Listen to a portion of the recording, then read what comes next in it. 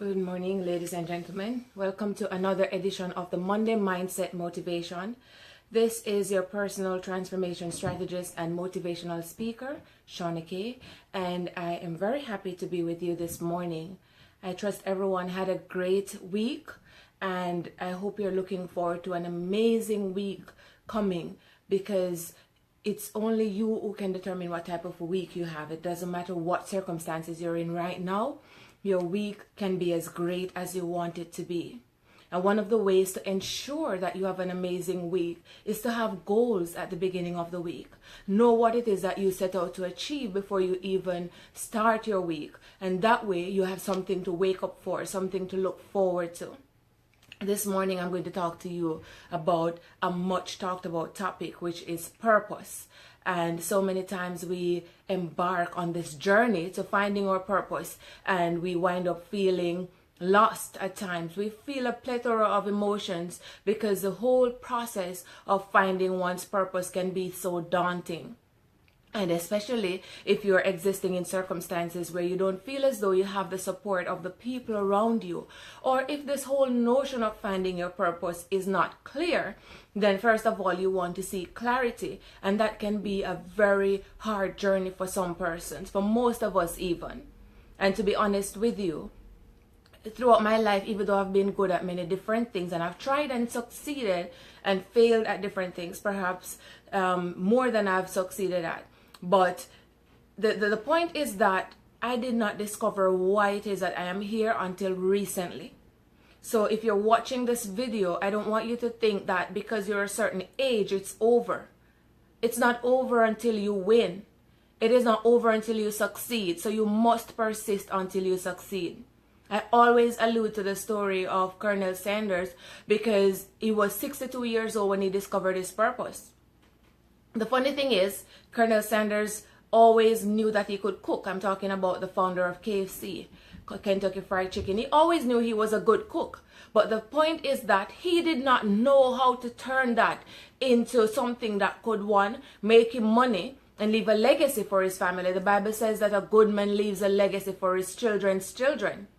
And he did not discover what that purpose was until he was 62. Good morning, Melia. Good morning, Kasima. It's good to see you guys. Thank you all for joining me. Ladies and gentlemen, remember, please share the broadcast so that your friends can share in this amazing message this morning. Don't focus on the fact that it's coming from me, but rather look at the utility that you can get from the message. So go right ahead and share the broadcast on your respective pages and profiles so that other persons can join as well.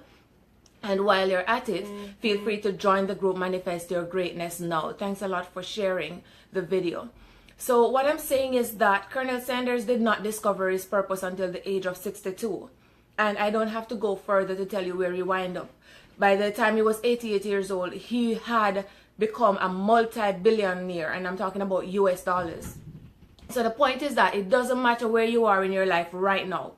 You can get to where you want to be, but you have to know why. You have to know your reason for being here. Dr. Miles Monroe talks about the 5 most important questions that we must answer as we go through this journey called life. And amongst those questions, the first one is, who am I? One of the other questions, which is the one we're going to speak about today, is, why am I here? And the final question amongst the 5 questions asked is, where am I going? That's about your destiny. Now, in order for you to know where you're going, you have to know why you're here. And even though this topic of purpose is much talked about, it is not a point that you can necessarily belabor, because there's always someone here who is on that journey trying to find out why they're here. Essentially, they're on a journey of self-discovery.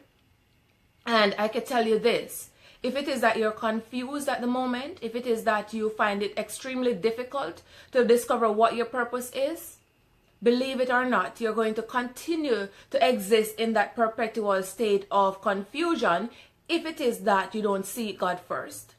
The Bible says, seek ye first the kingdom of God and all his righteousness, and all these things will be added unto you. And the problem with us is that our vision is obscured because we're going about it the wrong way.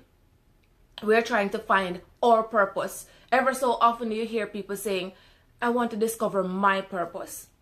It is not your purpose. It is God's purpose for your life. First of all, the purpose why we're here is to serve other people. We have to love other people so we can attract love. But the purpose for us being here is to serve. And we start by serving God. So the problem is that we're out here trying to find our purpose, we're paying a lot of money to different individuals who are so-called expert to help us to find our purpose. And guess what?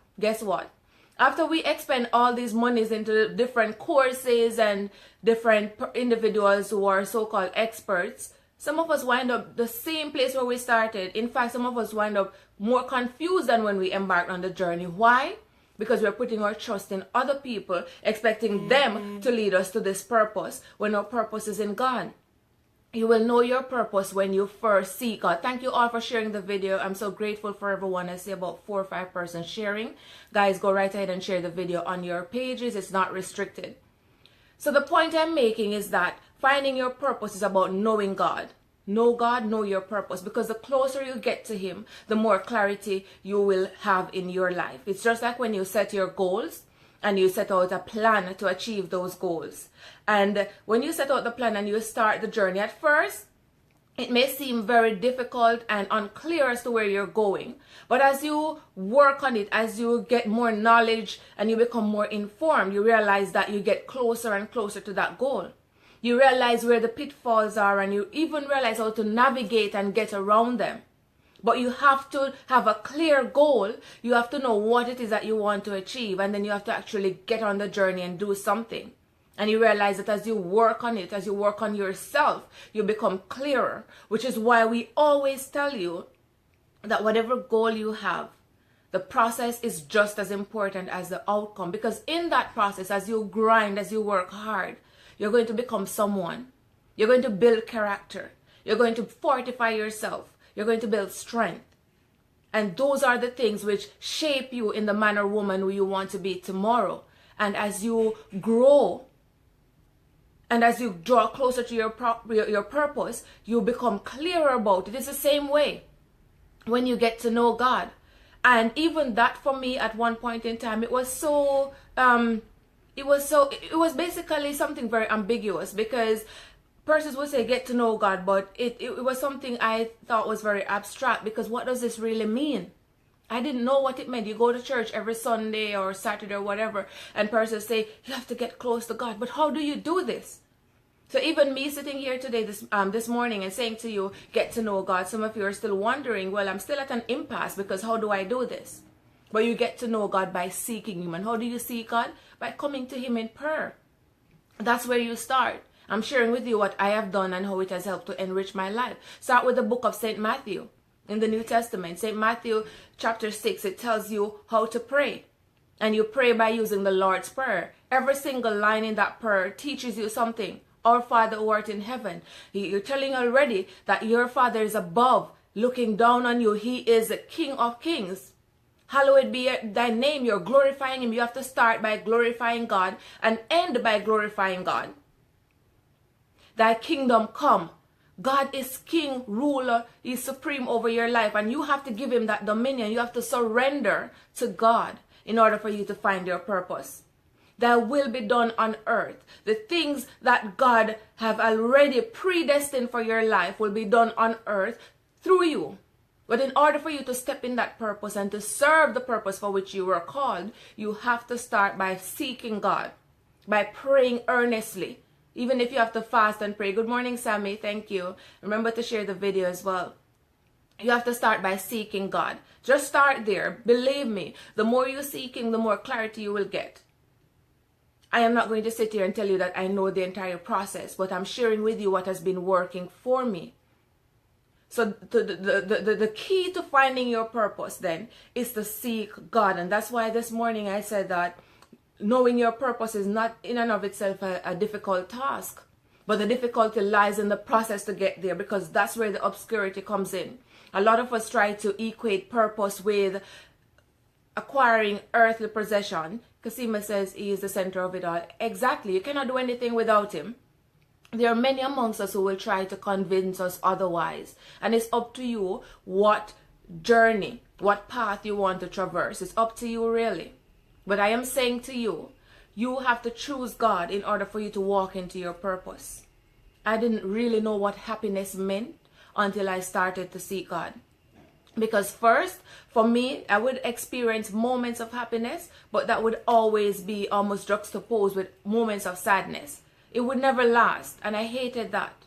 And I'm not saying I don't get sad anymore. That's ridiculous. As human beings, you're always going to feel a plethora of emotions. But the point is that you experience true happiness. Above that, you experience true joy when you give God dominion over your life, because you every day feels like it's meant something. When you wake up, you know you're working towards something. You know you have a goal, that you have to do something toward your goal. That's why it is so important to plan and to strategize and to set goals. And it is that process which reminds me every day when I wake up and I say thank God, and I swing my feet off the bed and it hit the floor.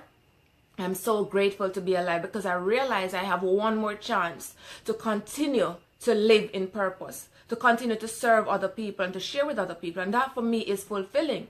And that's just one aspect of it. Everybody's purpose is different. It's according to your journey. You have to run your own race. And in that process, you have to write your own script. But you have to first and foremost give God power and dominion over your life. It's about surrendering.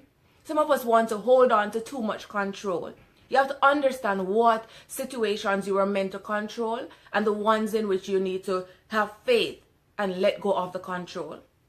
So with that said, one of the key points I want to share with you this morning is something I have alluded to before. Last week we spoke about failure, and that within success lies a lot of failure. And this week what I'm saying to you is that as an individual, as a human being, you were predestined for greatness. You were born for greatness. Because in the New Testament, in the book of Ephesians, it clearly tells you that even before you came to be, he knew why he wanted to make you. And in the book of Genesis, he says that you're created in his image and likeness. Now think about this, ladies and gentlemen. A product, when a manufacturer makes a product, right? This product is not going to be sent out into the world to be sold to you and me until it is completed. And how he knows it's completed, he makes it and then he tests it. And once he tests the product and he's satisfied that it is functioning correctly, he puts his stamp on it. So when a car is made, when Chrysler makes a car, it doesn't just put it out there because it looks good. It tests the car to make sure all its parts are functioning effectively, and then it puts this Chrysler stamp on it. This device I am using to speak to you this morning, the telephone, when it was made, they didn't just make it and send it out there. They made sure that it was capable of performing the functions that the manual said that it would perform. That means it could make calls, send text messages, it could get on the internet, etc. So it comes with a manual like every other products, right? It comes with a manual. And when you read that manual, you essentially get the information as to how this product must be set up and how it functions. And usually toward the back of the manual, it also tells you what the product is guaranteed to do. It is guaranteed to make the calls, to send text messages, to get on the internet, and it has enough space to store certain information. It has a guarantee. And then after that, there's a warranty which tells you that if it stops functioning, if for some reason something that it is guaranteed to do doesn't work accordingly, don't take it to anyone else, but send it back to the manufacturer, and we will either send you a new one or fix it at our own expense. And I was listening to Dr. Miles Monroe, and it's so interesting because I got that a similar analogy from him. And what he was saying, and I agree with it, was that they're not doing it. The manufacturers are not doing it for us. They're doing it for themselves. It is to protect their names. Toyota, when they say to you that if the car doesn't function, I've seen where Toyota recalled many cars because it came out something was wrong with it. The Samsung S7 was blowing up, and Samsung at one point in time had to recall those phones because there was a dysfunction within it. You, the person, you, the consumer, you didn't have to do anything. You didn't have to pay for it because you were not responsible for this dysfunction. So they are willing to pay for it to protect their name. Now, to rein it in, it's the same way with us. Our manufacturer is God, and our manual is the Bible. And when we do things, when we step into our purpose, when we serve other people, we're not doing it for ourselves. We're doing it for God's name's sake. So you think that God, who created you for greatness, is going to put you in a situation where you are embarrassed, where his name will come into disrepute because you are not able to do what he said you could do? God is not going to put himself in a situation where he becomes embarrassed or his name goes into disrepute because you are not able to do what he says you can do. Whatever he says you can do it. And the word says, I can do all things through Christ who strengthens me. All things, bar none. You are capable of fulfilling the purpose for which you came here. And that allows me to segue into the second point, which is that you came complete. It means that you were born with the purpose already inside of you. So it's not that you're searching to find your purpose, but you're rather searching to find God so that he can direct you as you fulfill your purpose. So don't let anyone tell you that you are not good enough, that you are not capable, that you are not able to achieve the big dreams that you have. I've shared with you before, when I was in high school, as a part of a completion of high school, for you to get your diploma, you have to do what is called community service. And as it happened, even though I was a science student, I ended up doing my community service in a law firm. Life is such an interesting thing. At that time, I had no idea I was going to become an attorney at law. I was doing straight sciences, chemistry, physics, biology, agricultural science, the whole gamut. But for some reason, I walked into a law office and requested to do my community service there, and I was accepted. And the person who was my mentor at the time, who I was working with for the 2 weeks of community service, I used to talk, at the end of the day, I used to talk to him, and he would ask me about my dreams and what my plans were. And I told him at the time that I wanted to go to this university. It was ranked #1 in the Caribbean. It still is. And he looked at me with a smirk. He thought I was crazy because of the high school I attended, a non-traditional high school. And he said, why are you aiming so high? People from your school don't normally go to that university. You have to be realistic. I guess in his mind, he was encouraging me. He was trying to not give me false hope. That's what his mind told him. But I saw beyond that. I had bigger dreams. Even though no one in my family had ever gone to university, even though nobody I knew around me had gone to any university, I didn't even know anyone who went to college. Except maybe my teachers. Most likely they did because they were teachers. But there was no one in my immediate community when I left school and went home who I knew who went to college or university. But that didn't stop me from dreaming about it and from working toward it. Good morning, Miss Bennett. Thanks for joining, and share the broadcast, please. But when I told him this, he looked at me and he said, why don't you go to Hart? Now, Hart is like a polytechnic vocational school in Jamaica. It's an amazing institution. It teaches you trades and different crafts, right? So it serves its purpose. But for what I wanted at that time, they didn't have a course for me to do. At that time, I thought I wanted to become a doctor. But he told me, you're aiming too high. You need to be realistic so you don't set up yourself for a fall. I was very upset because as a child, I was always rebellious. I always wanted to do things my way. So when he told me that, I became even more determined than ever. And I worked very hard. I finished high school, went to college, and when I applied to university, me with my presumptuous self, I only applied to one school, and this was the same university I mentioned prior. That was the only institution I applied to, and then I spent the rest of my summer stressed out and worried. I didn't even tell my family. And you know what happened after that, ladies and gentlemen? When you believe in yourself, let me tell you something about believe and the magic of believing. When you believe in yourself and you live your life with such earnest, with such devotion, when you live your life with such strong view and vision of what you want to accomplish, no one can stop you. Sammy says your vision and dreams can come through, and I am proud of you. Thank you, Sammy. I love the fact that you never gave up. Thanks a lot. And I am impelling everyone on here not to give up. It doesn't matter your age. It doesn't matter your health. It doesn't matter where you are in your life right now. If you believe that there is a power bigger than you and me operating in this dimension, then you know that whatever it is that your heart desire, you can accomplish it. But you have to give God power and dominion over your life. Because when I applied to this institution, I think I was trying to prove a point. I was kind of crazy, but I was trying to prove a point because I said I'm not applying to anywhere else because this is where I want to go. I guess you could call that active faith. And I spent the rest of my summer stressed out. Didn't enjoy my summer because I was so scared about not being accepted in this institution. But the short version of the story, as some of you guys already know, is that I was accepted. And I went on to complete my first degree with honors, went on to do another degree. The end of the story, as they say, is history. The rest of it is history. But the point is that when you go after something like your life depends on it, you will get the results that you want. You may not get it within the time that you set. You may not get it the same way how you thought that you would have gotten it. But the point is that you will. Why? Because you give God the power over your life. And whatever you're doing, you're not doing it for you, but for his name's sake. He says that you were called to serve.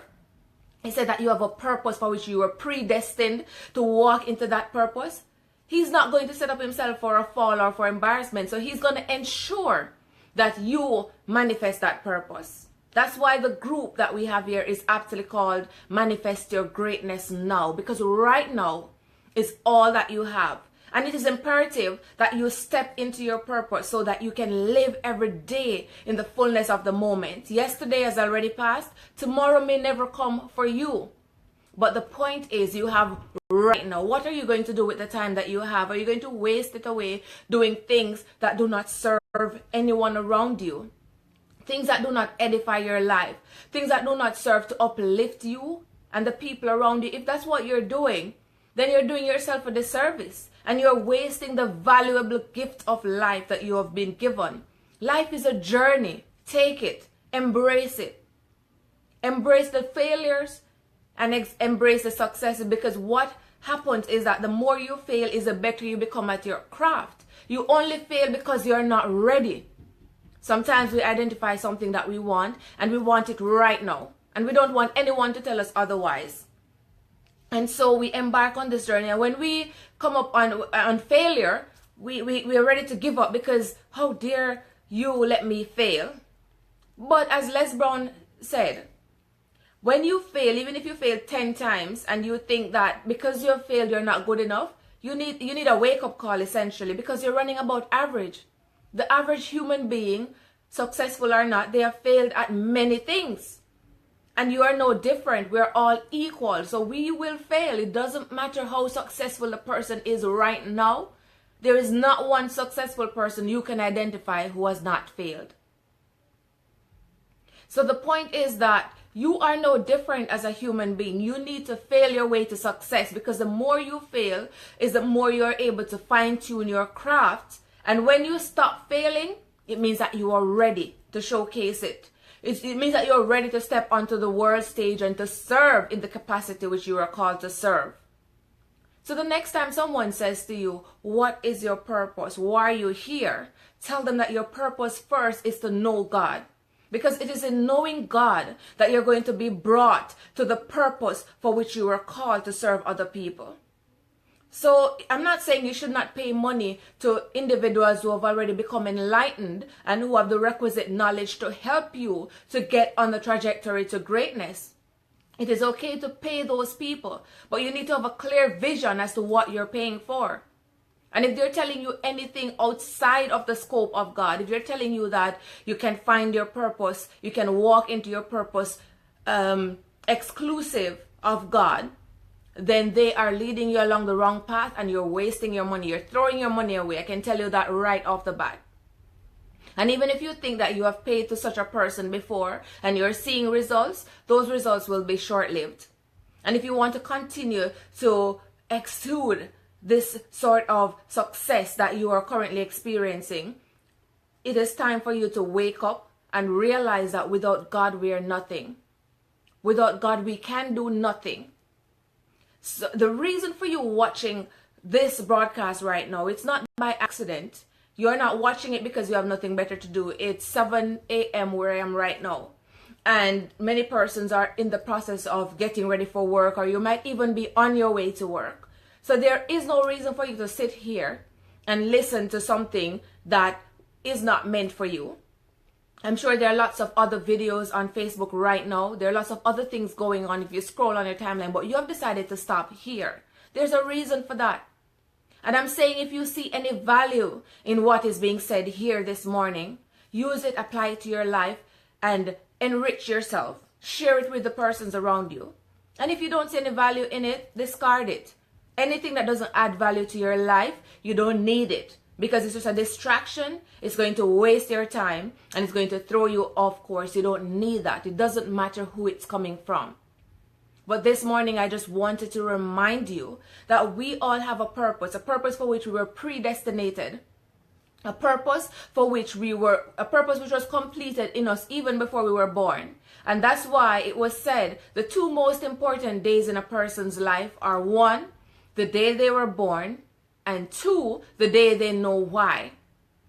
The day you were born is significant. The day you breathed your first breath is significant because it marked your entrance into this world.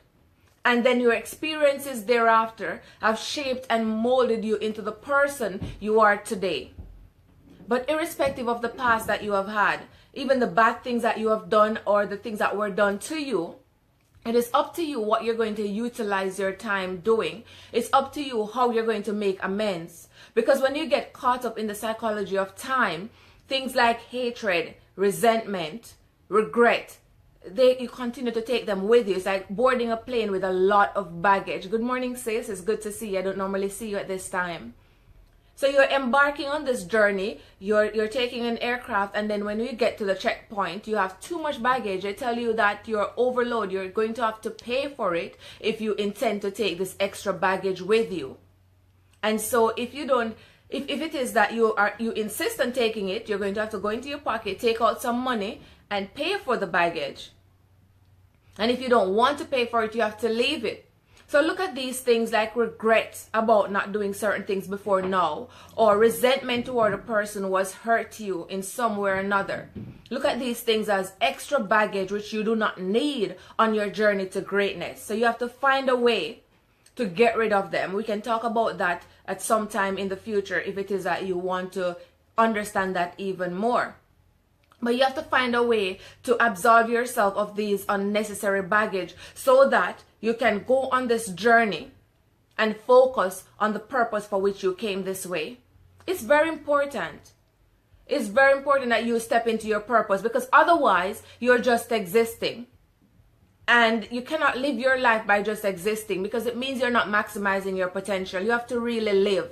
And to live, you have to walk in purpose. And to walk in purpose, you have to know God. So to know God, you have to read the manual which was set out here for us, which is the Bible. It consists of 66 books, which are not easy to understand, but you have to start. There is no way you can win a race which you have not started. In order to finish the race, in order to win it, you have to start it. So even if you're very unclear about where you want to go, just start. Start by identifying what it is that you wish to accomplish and then walk backwards. I remember one time I was listening to Oprah Winfrey, and she says that every goal that she has ever set, whether major or minor, she always identified the goal that she wanted to achieve, and then she walked backwards to see how she would get there. So that's your starting point. It doesn't matter how confusing things seem right now or how unclear things are right now. You need to set your goal, identify what it is that you want to accomplish. One of the reasons why finding our purpose can appear so abstruse is that we're equating purpose with earthly accomplishments. We're equating purpose with gaining riches in terms of money. So we want to have a nice car and a nice house, and those things are good. Those things are amazing. When you step into your purpose and you start serving people, those things will come to you easily. But the point is that we look at it from a different perspective, where we try to acquire earthly riches separate from God, and those things are not meant to last. You have to realize that when you step into your purpose, all these things, you will get them anyway. Seek ye first the kingdom of God, and all his righteousness, and all these things will be added unto you. But to find your purpose, you have to know God. You have to seek God first. You're going to get everything else. That's a foregone conclusion. But you have to seek God first. I hope you were edified this morning. Remember to share the broadcast. If you're just joining, then at your own leisure, feel free to go back and watch from the beginning, because we shared some really good nuggets here. Good morning, Mr. Cooper. Thank you. We shared some really good nuggets here this morning. You know, I'm always grateful to have you. And if you're not yet a member of the Facebook group, Manifest Your Greatness Now, you're more than welcome to join. The the goal setting handbook is almost ready, and I will have it for you before the end of the year. We're about to step into 2018, and I want you to start setting goals about what you want to accomplish. You know, one of the crazy things I did before I wrap up, I went ahead and I made my vision board for 2018 over a month ago. And some persons were probably thinking, you're so facetious, why you have to do it so early? It wasn't about a race to finish or anything like that. But I had an inkling about a different approach to take to making my vision board after I read the book called My One Thing. And so I went ahead and I made my vision board about the things that I wanted to accomplish in 2018. And I felt even more, I felt much better about it than I did at the beginning of 2017. I was so enthused that I went ahead and made it very early, like 3 months in advance. And I set out all the things I wanted to accomplish, and I put it up at a place where I will see it every single day. And then one day I was looking at it, and a voice in my head said to me, well, why do you have to wait? So I went ahead and I started working on one of my goals for 2018. And you know what is amazing? I've already struck one thing off my vision board. So there is no hard and fast rule that you have to wait until 2018 kick in to start accomplishing those new goals. That's why I stay away from New Year's resolution, because those things can throw you off when you start experiencing failures. It is not too early for you to set your goals. Set the goals that you want to accomplish in 2018 and beyond. That's fine. I have a 5-year plan, and every single year I have a plan. My 5-year plan has all the big goals that I want to accomplish, but every year I break that down to reflect the things I want to accomplish for that year. So it's fine for you to plan in advance. Like I said, identify the goal that you want to achieve and then walk backwards to get there. Okay? Because it is said in the book of 1 John that you were chosen, you were adopted by God, and you were given the same rights as children. Children have the claim to the inheritance of their parents. God adopted you and has endowed you with the same rights as children have. That means you're there to inherit the fruits of the kingdom. So I want you to decide today, henceforth, that you're going to step into your purpose and you're going to walk in the way of the Lord. You're going to get to know God so that you can step into that purpose and serve the people you were called to serve. So thank you all for joining me this morning, ladies and gentlemen.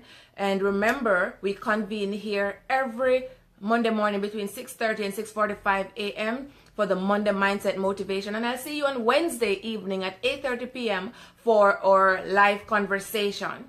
Until then, have yourselves a wonderful day and a great week. And thank you all for joining me. Good morning, guys.